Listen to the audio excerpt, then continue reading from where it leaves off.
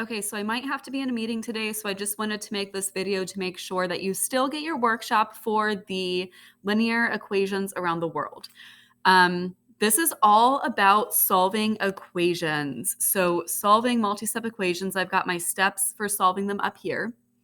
And I've got my first equation here. So if you want to try to solve this on your own, pause the video and do so. If you want to see me walk through an example, stay with me. So my first step is using the distributive property. Obviously, I don't have any parentheses, so I am not using the distributive property, and my first step stays the same. My next step is combining like terms. So I'm looking on either side of the equal sign. So I'm going to start with my left side to see if there are multiple variables or multiple constants. I have one variable and I have one constant. I cannot combine these. So the left side is as simplified as it can get. I cannot combine like terms. Same thing with the right side. I have one variable, I have one constant. I cannot combine those. So my right side also stays the same. So my step 2 looks exactly the same as step 1. Oops. Now for step 3, I'm going to bring my boxes up here, and this is step 3. So I need to figure out where my variables are going to go and where my constants are going to go. I'm even going to move this over here a little bit.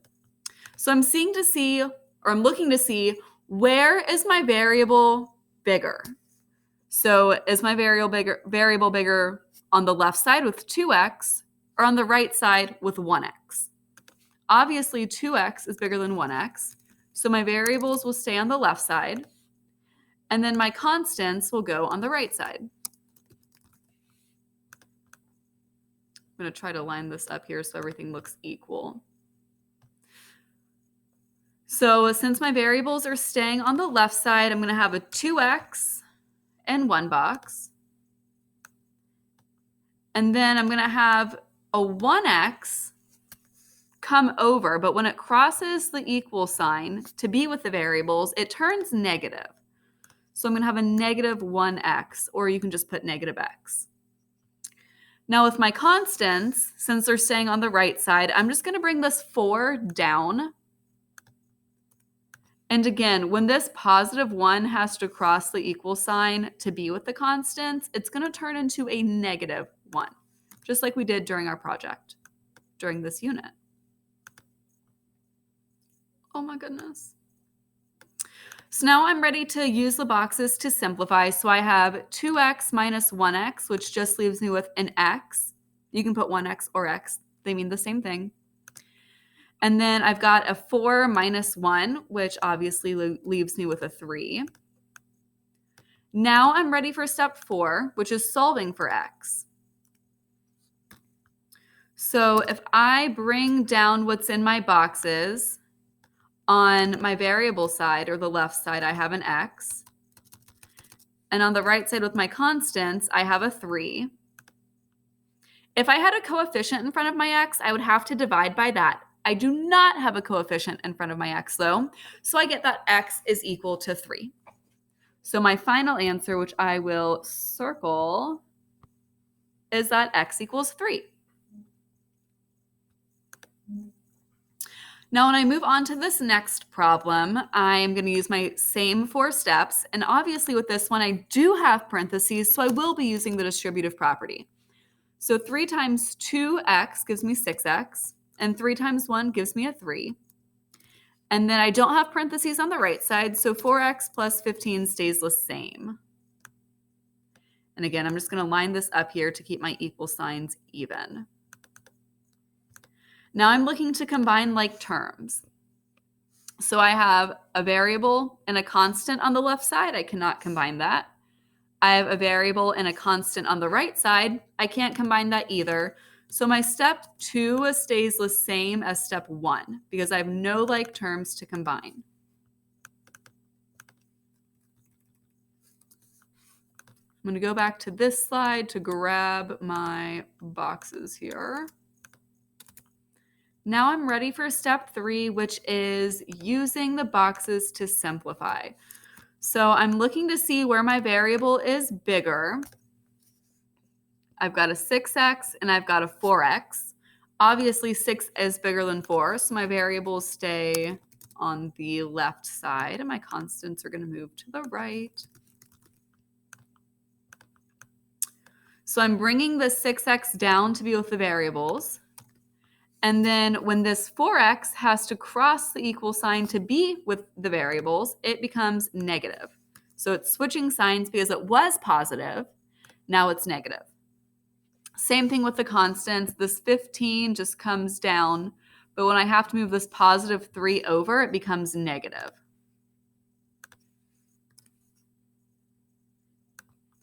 So we've got a 15 and a negative 3. Now I'm ready to use my boxes to simplify. 6x minus 4x is going to leave me with 2x. 15 minus 3 leaves me with 12.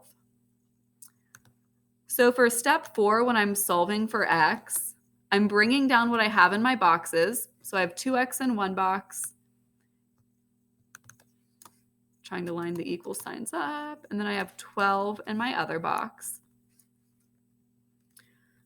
So since I have a coefficient in front of my x, I'm going to have to divide both sides by that coefficient. So in this case, I'm dividing both sides by 2.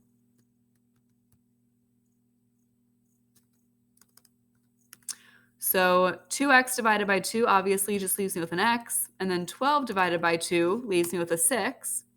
So my answer for this is that x is equal to 6. Perfect. So keep trying these problems. I'm going to keep talking through them if you need help solving them.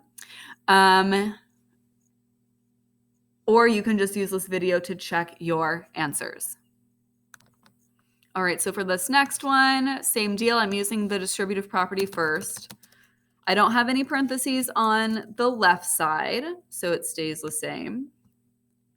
But I do have parentheses on the right side, so got to make sure I distribute. 2 times 2 gives me 4x.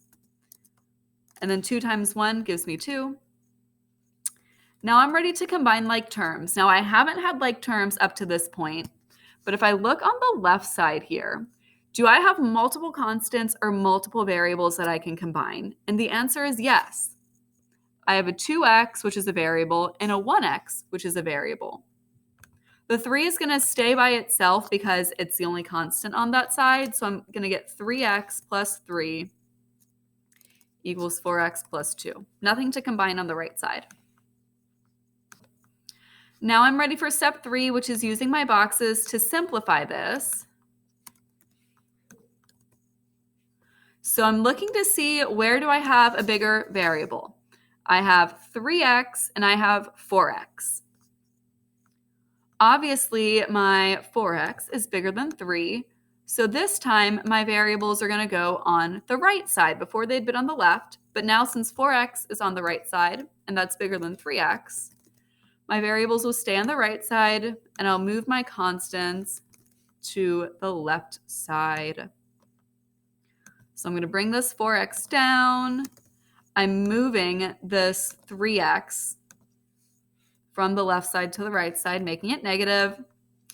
And then same deal with my constants. I'm bringing the 3 down, but when I have to move this positive 2 to be with the constants, it becomes negative. Now I'm ready to use my boxes to simplify. 3 minus 2 is 1. 4x minus 3x is 1x or just x. So this worked out super nicely. My step 4 is solving for x. So I'll bring down what I have in my boxes. I've got a 1 on the left side. And then I just have an x on the right side. So I get that my answer is 1 equals x. Perfect. Now for this next problem, of course, I have the distributive property because I see parentheses. So anytime there's a 1/2 outside of your parentheses, to make it easier in your calculator, you can think of that as 0.5. So we're taking 0.5 times 2x.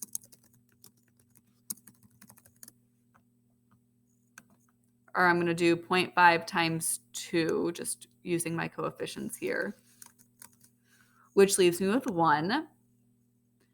And then if I have 0.5 times 4, which is my constant, I get 2.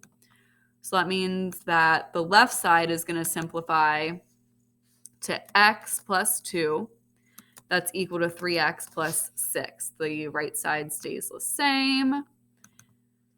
If I'm combining like terms, which I don't have any here, so my step 2 looks exactly the same as step 1. For step 3, of course, I'm using my boxes to simplify. So I'm going to grab this guy here to help me. Now I have to see where my variables are bigger. I have x and I have 3x. So my variables will stay on the right side since 3x is bigger than x, which means my constants move to the left side. So 3x comes down. And then when this positive 1x moves to the right side, it becomes negative. So now I have a negative 1x. And then when my 2 comes down, it just stays positive. But when I have to bring this positive 6 over, when it crosses the equal sign, it turns to a negative 6. So I'm ready to simplify. I have 2 minus 6. 2 minus 6. Negative 4. So this simplifies to negative 4. And then 3x minus 1x is going to leave me with a 2x. Now I'm ready for step 4, which is solving for x. So I'm bringing down what's in my boxes, which is a negative 4 equals 2x. Now I have to divide by my coefficient, which is 2. So I'm dividing both sides by 2. Beautiful. So I'm going back to my calculator. Negative 4 divided by 2 gives me a negative 2 on the left side. And then that's going to be equal to x. Just move these to line up the equal sign so it makes it a little more consistent. So my final answer is negative 2 equals x. And then I have my last problem for this workshop, which is identifying algebraic properties. So my only options are down here. And if you need a review of the algebraic properties, I suggest that you go to our workshop problems here. This is for if you need a review of the algebraic properties. Scroll down to our Friday workshop. Oh no. And then you can open these Jamboard notes here should you need them to review the algebraic properties. So I'm looking here, and what I need to think of is, how am I getting from this step to this step? What property am I using? And of course, we are multiplying, but we're multiplying the 2 by the 3x and the 2 by the 4. So we're distributing this 2 to what's inside the parentheses. And the distributive property down here is C. So I'm just going to type C. Now I'm thinking, how do I get from this step to this step? What changes? What looks different? Obviously, this plus 8 is gone, and the 20 changed to a 12. So to get to this step, I had to subtract 8 from both sides. Whenever I am subtracting by the same number on both sides or adding by the same number on both sides, I know that I'm using the addition property of equality. And then when I am looking at these next two steps, so how did I get from the 6x equals 12 to x equals 2? The coefficient of 6 goes away and the 12 changes to a 2. So to get rid of a coefficient, I know I have to divide by it. And when I divide or multiply by the same number on both sides, I know that I'm using the multiplication property of equality. So I'm going to put this B here. And that wraps up our solving equations workshop. If you go to the agenda, the equations retake test is here. Email me when you're done so I know that you are ready for me to grade it. This has to be done by Friday by the end of the day. at the end of a school day, so 3:10 p.m. Oops.